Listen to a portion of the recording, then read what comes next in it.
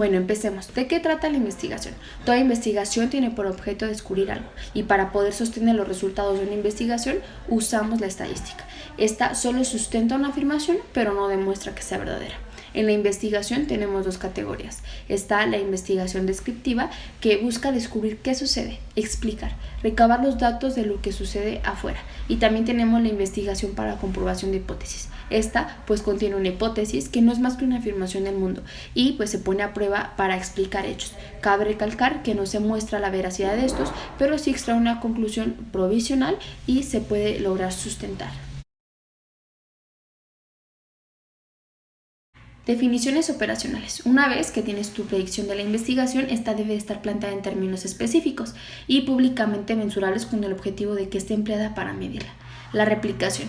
Las replicaciones son necesarias para defenderse de afirmaciones fraudulentas y principalmente comprobar que el resultado inicial no fuera una casualidad. En psicología nos va a proporcionar esa variabilidad que tanto se exige. El método hipotético deductivo es un método en el que las teorías se evalúan poniendo a prueba hipótesis. Refutabilidad. Se deduce que las teorías deben plantearse de tal manera que por lo menos pues sea posible hacer una comprobación crucial. Popper en 1959 sostenía que para que cualquier teoría cuente como tal debe poder refutarse. ¿Qué es variable? Todo aquello que varía. Tiempo, estatura, ansiedad, etc. La medición de las variables. La variable puede adoptar muchos valores y estos no necesariamente deben ser numéricos. Están variables medidas, variables categóricas medidas, etc. Los constructos hipotéticos. Suponen tales factores de la investigación existen y dan cuenta a fenómenos observables. La confiabilidad. Cualquier medición que se emplee en la vida debe ser confiable.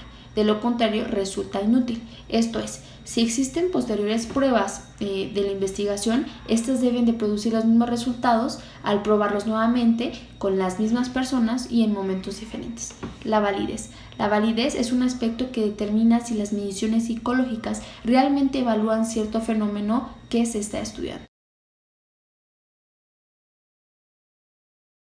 Es un procedimiento para generar una muestra en la que cada caso de la población meta tenga la misma probabilidad de ser seleccionado.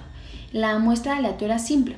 Cada caso de la población tiene las mismas posibilidades de ser seleccionado y también cada posible combinación de casos. La muestra aleatoria sistemática. Seleccionamos cada enésimo caso de la población donde n es cualquier número. Debe elegirse el punto de partida en forma aleatoria. La muestra estratificada. Se utilizan muestras muy pequeñas de población. La muestra de racimo representa subcategorías. El investigador elige en forma sencilla y aleatoria.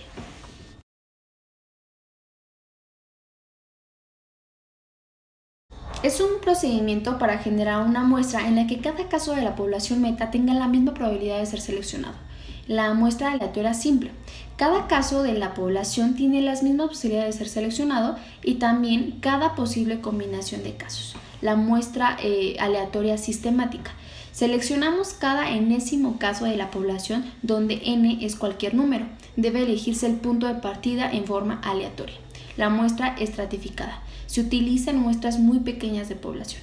La muestra de racimo representa subcategorías. El investigador elige en forma sencilla y aleatoria. Grupos control. Son participantes que no reciben el tratamiento que se considera que genera el cambio en la variable dependiente. Constituyen el indicador de la comparación de línea base con el que se compara el desempeño en el grupo experimental. Grupos placebo. Es similar al grupo experimental, pero les hacen creer que tienen condiciones del grupo control. Plagio es parafrasear, citar o describir una idea que influye en el trabajo de alguien más. Autoplagio es cuando presentas un trabajo publicado previamente como si fuera reciente. También está la presunción de citas, esto es que se debe seguir las palabras, ortografía y puntuación aunque ésta sea incorrecta. Para el trabajo de un solo autor y el de múltiples autores, en el primero es necesario que el apellido del autor y el año de publicación se inserten en el texto. Y en el segundo, si se trata de dos autores, se citan ambos nombres en cada referencia, y si se tienen más de dos, se citan todos solo la primera vez, y en la siguiente cita solo se escribe el apellido del primer autor, seguido de la abreviatura y el año. El observador participante. Este forma parte del grupo de observados. El observador no participante es quien observa a una distancia. Las observaciones estructuradas definen previamente categorías conductuales. Existen grados de participación, como el participante pleno. Este se encuentra oculto y está dentro del grupo. El participante observador, el cual no se oculta, pero se mantiene en secreto. Y por último, el observador como participante. A este los miembros del grupo lo aceptan como un observador.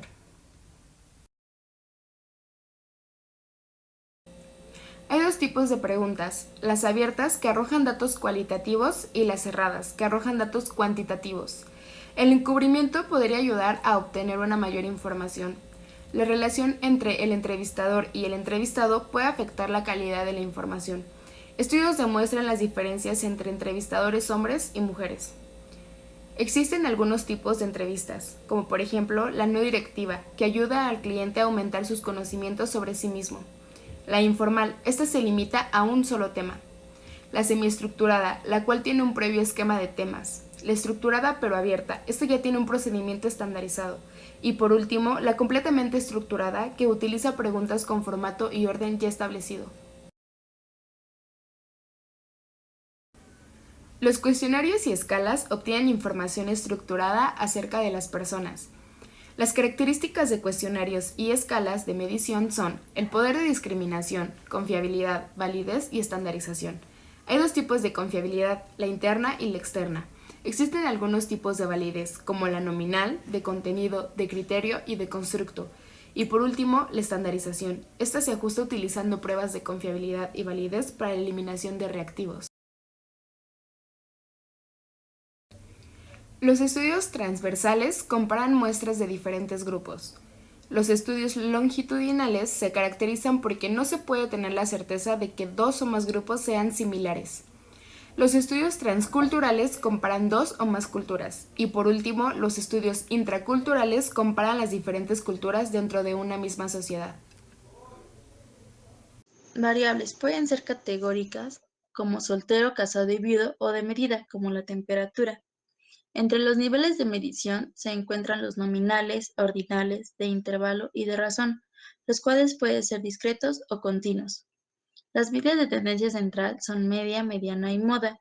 En las medidas de dispersión se encuentran el rango, desviación de la media, grados de libertad y desviación estándar con varianza. Una distribución normal se caracteriza por una curva simétrica con la media, mediana y moda cerca de la línea media, con sus colas que nunca tocan el eje horizontal. Para presentar los datos se realiza un resumen que contiene los datos brutos entre los que se encuentra la tendencia central y la dispersión. La representación gráfica de los datos puede ser a través de una gráfica de barras combinadas, gráficas lineales, histogramas, polígonos de frecuencia, diagramas de tallo y hoja y diagrama de caja. Hipótesis nula. Supone que dos poblaciones no difieren. La hipótesis alterna afirma lo contrario a la hipótesis nula. Las pruebas de significancia son para identificar la probabilidad de que la hipótesis nula está aceptada. Esto es si es mayor o igual a 0.5 y se rechaza si es menor o igual a 0.5. Sin embargo, esto puede crear confusión y generar dos tipos de error, donde el 1 rechaza la hipótesis nula a pesar de ser verdadera, y el error de tipo 2 acepta la hipótesis siendo esta falsa. Prueba T es una prueba paramétrica que se utiliza para buscar la diferencia entre dos condiciones con nivel de intervalo en diseños de intrasujetos usando datos de la misma población y misma media. Entre las pruebas no paramétricas se encuentran la T de Wilcoxon, que se utiliza para buscar diferencias entre condiciones de nivel ordinal, y la prueba U de Mann-Whitney, que se utiliza para buscar la diferencia entre dos condiciones con un nivel ordinal en un diseño de sujetos independientes o en un solo sujeto. Correlación. Mientras una variable cambia, la otra también lo hace. Estas pueden ser positivas, en donde una aumenta y la otra también, o negativas, en donde una disminuye y la otra aumenta. El grado en el que una variable afecta a la otra se llama coeficiente de correlación y se puede analizar a través de una prueba de Pearson que es paramétrica o una no paramétrica llamada Spearman. La probabilidad de causa puede ser debido a una variable previa o variable experimental, también puede verse involucradas otras variables. La correlación en psicología puede ser en estudios no experimentales, test y retest, diversas pruebas en un individuo o estudios de gemelos. La regresión tiene el objetivo de predecir los valores de una variable y al cometerse un error de esa predicción se le conoce como residual, con lo que se puede dar una correlación parcial a partir de los residuales de una colinealidad en donde algunas variables de predicción se pueden correlacionar entre sí. Realizamos 5 experimentos. El primer experimento es sobre memoria, donde Ebbinghaus dice que no se pueden recordar más de 7 palabras. Esto es por la curva de memoria que tenemos las personas. Por otro lado, Miller dice que sí se pueden recordar más de 7 palabras siempre y cuando se encuentre un patrón en las palabras, como por ejemplo queso, ratón, gato, perro y persona. Tiene un patrón como de tipo cadena alimenticia hasta el perro y el humano, pero se encuentra un patrón, entonces es más fácil recordar esas palabras. El siguiente experimento también era sobre memoria, pero es sobre el método Lossy. Este método es a base de asociaciones en donde se van a recordar las palabras al asociarlas con un lugar de la casa, como por ejemplo la palabra pan la podemos asociar con los coches, la palabra pepino la podemos asociar con la mesa, la palabra huevo la podemos asociar con el baño, la palabra pizza la podemos asociar con las camas, la palabra zanahoria con los sillones. Haciendo asociaciones podemos recordar las palabras más fácilmente. El tercer experimento es con fundamento teórico de Lutyens. Él menciona que si una persona piensa constantemente en un problema no va a poder encontrar la solución. Esto quiere decir que cuando solamente vemos una cosa y se nos presenta otra, no vamos a poder distinguir o ver la otra perspectiva como estas personas. El cuarto experimento es sobre las etiquetas, si somos capaces de quitárnosla. Para lo que nosotros hicimos fue hacer un perfil sobre una mujer que tenía un perfil donde se decía que era mentalmente enferma, y se hizo el mismo perfil pero cambiando con una enfermedad mental, y demostró que las etiquetas sí se arraigan mucho, por lo que dependiendo de esas es como si vamos a creer más capaz a una persona que a otra.